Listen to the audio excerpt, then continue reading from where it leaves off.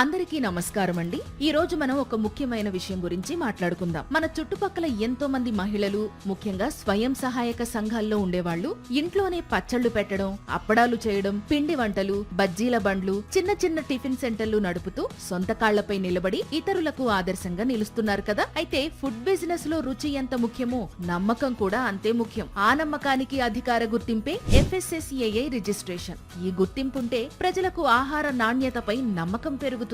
FSSAI అంటే food safety and standards authority of India. ఇది కేంద్ర ప్రభుత్వం నిర్వహించే సంస్థ.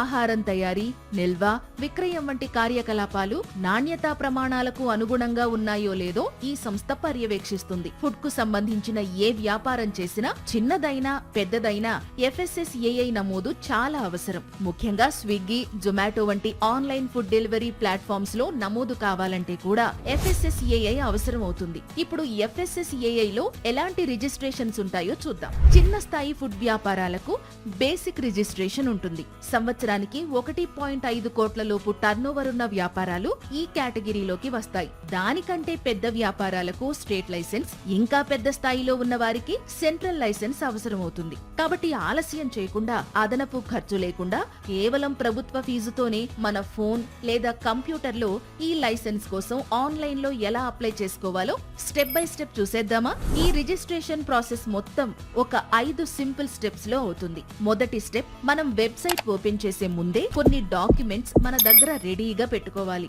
ఆధార్ కార్డ్, పాన్ కార్డ్, మీ వ్యాపారం ఎక్కడ జరుగుతుందో చెప్పడానికి లేటెస్ట్ కరెంటు బిల్లు, ఒకవేళ అద్దెకు తీసుకుని ఉంటే అద్దె ఒప్పందం కాపీతో పాటు మీ పాస్పోర్ట్ సైజ్ ఫోటో మీ దగ్గర ఉంచుకోవాలి. ఈ ప్రాసెస్ లో OTPలు వస్తాయి కాబట్టి మీ మొబైల్ ని దగ్గరే ఉంచుకోవాలి. ఇవన్నీ ఉంటే ఇక ప్రాసెస్ మొదలు పెట్టేయొచ్చు. రెండో స్టెప్, ఆన్లైన్ పోర్టల్ విధానం. ఇప్పుడు గూగుల్ ఓపెన్ చేసి అందులో FSSAI అని టైప్ చేయగానే మనకు ప్రభుత్వ అధికారిక వెబ్సైట్ కనిపిస్తుంది. దానిని ఓపెన్ చేయగానే న్యూ రిజిస్ట్రేషన్ అనే ఆప్షన్ ఉంటుంది.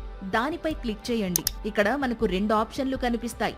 ఒకటి తత్కాల్, రెండోది జనరల్. లైసెన్స్ రావడానికి కొంచెం టైం పట్టినా పర్వాలేదు అనుకునే వాళ్ళు జనరల్ ఎంచుకోండి. లేదా నాకు చాలా అర్జెంట్, వెంటనే కావాలనుకునే వాళ్ళు తత్కాల్ ఎంచుకుంటే త్వరగా అప్రూవల్ వస్తుంది.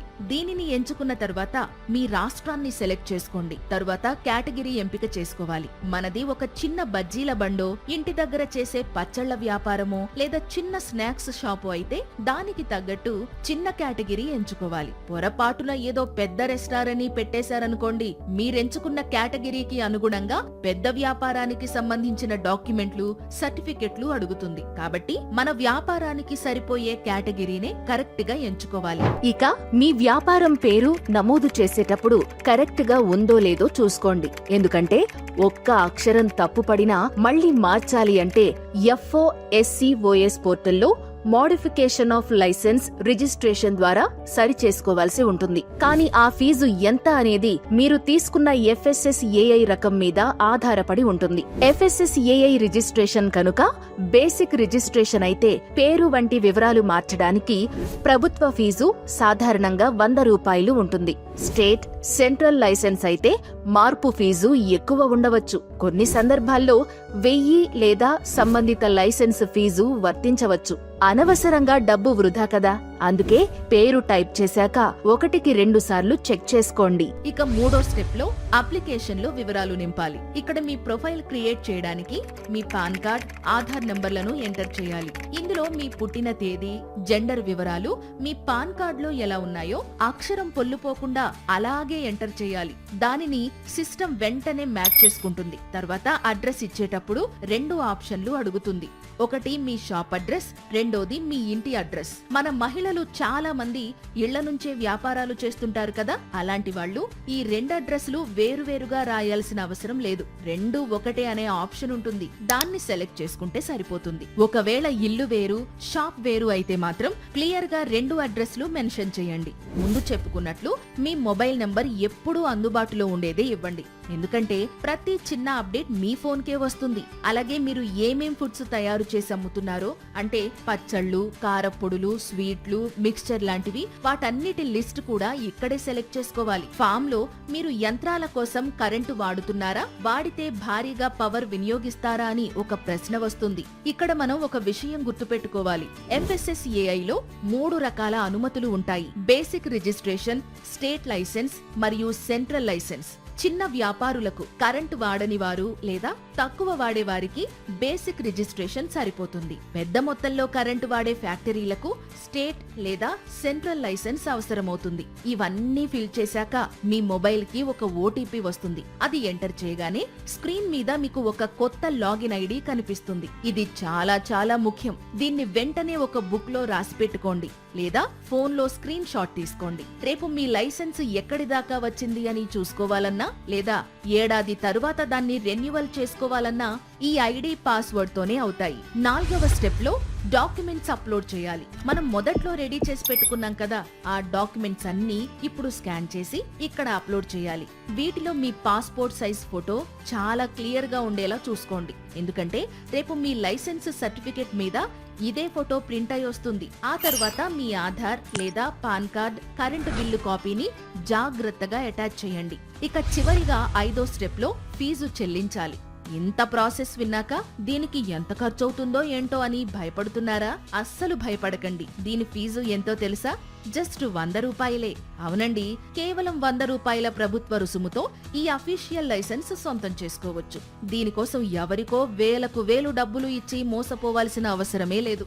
మహిళా పారిశ్రామికవేత్తలు తమ కాళ్ల మీద తాము నిలబడడానికి ప్రభుత్వం కల్పిస్తున్న అద్భుతమైన అవకాశం ఇది. అయితే పేమెంట్ చేసే ముందు ఒక్క నిమిషం ఆగండి. ఇక్కడ ప్రివ్యూ అని ఒక బటన్ ఉంటుంది. దాన్ని నొక్కి మీరు ఎంటర్ చేసిన వివరాలన్నీ కరెక్ట్ గా ఉన్నాయో లేదో ఒక్కసారి చెక్ చేసుకోండి. అంతా ఓకే అనుకున్న తర్వాతే ఆ 100 రూపాయలను ఆన్లైన్ లో పే చేసి సబ్మిట్ కొట్టేయండి. ఆ తరువాత వచ్చే రసీదును జాగ్రత్తగా దాచుకోండి. మరి ఫీజు కట్టేశాం కదా అని లైసెన్స్ వెంటనే చేతికి వచ్చేయదు. ఫైనల్ అప్రూవల్ ఇచ్చే ముందు మన ప్రాంతానికి సంబంధించిన ఫుడ్ సేఫ్టీ అధికారి మీ వ్యాపార స్థలానికి వచ్చి తనిఖీ చేస్తారు. మీరు వంట చేసే వంటగది, వాడుతున్న పాత్రలు, మీ చుట్టుపక్కల పరిసరాలు అన్ని పరిశుభ్రంగా ఉన్నాయా లేదా అని చూస్తారు. ఫుడ్ సేఫ్టీ అధికారి గారు అంతా బాగుందని నిర్ధారించుకున్న తరువాతే మీ లైసెన్స్ అధికారికంగా మంజూరవుతుంది. ఈ ప్రాసెస్ అంతా విన్నాక కూడా నాకు ఆన్లైన్ లో చేయడం రాదేమో, ఎక్కడైనా తప్పులు పోతాయేమో అని భయంగా ఉందా? అస్సలు కంగారు పడకండి. మన స్వయం సహాయక సంఘాల మహిళలకు సహాయం చేయడానికి స్థానికంగా ఉండే మెప్మా సిబ్బంది ఎప్పుడూ అందుబాటులో ఉంటారు. మీరు వాళ్లను అడిగితే దగ్గరుండి మీతో అప్లికేషన్ చేయిస్తారు. లేదా మీరు నేరుగా మీ దగ్గరలోని ఫుడ్ సేఫ్టీ ఆఫీస్ ని కూడా సంప్రదించవచ్చు. కాబట్టి ఈ విషయంలో టెన్షనే వద్దు. భవిష్యత్తులో మీ వ్యాపారం పెరిగి టర్నోవర్ ఎక్కువైతే అదే పోర్టల్ ద్వారా స్టేట్ లైసెన్స్ కి కూడా అప్గ్రేడ్ చేసుకోవచ్చు. కాబట్టి ఫుడ్ బిజినెస్ చేస్తున్న ప్రతి ఒక్కరూ FSSAI రిజిస్ట్రేషన్ తీసుకుని శుభ్రత, నాణ్యత, ఆహార భద్రతా ప్రమాణాలను పాటిస్తూ నమ్మకంగా వ్యాపారాన్ని ముందుకు తీసుకెళ్లాలి. ఒక్కసారి ఆలోచించండి. కేవలం 100 రూపాయలతో ప్రభుత్వ అధికారిక గుర్తింపు వస్తే మీ చిన్న వ్యాపారం ఏ స్థాయికి వెళుతుందో కదా. అందరికీ ఉపయోగపడే ఈ సమాచారాన్ని మీకు తెలిసిన చిన్న వ్యాపారులకు, మీ గ్రూప్ మహిళలకు కూడా షేర్ చేసి వాళ్లకు అండగా నిలబడండి. మరో ఆసక్తికరమైన వీడియోతో మళ్ళీ కలుద్దాం.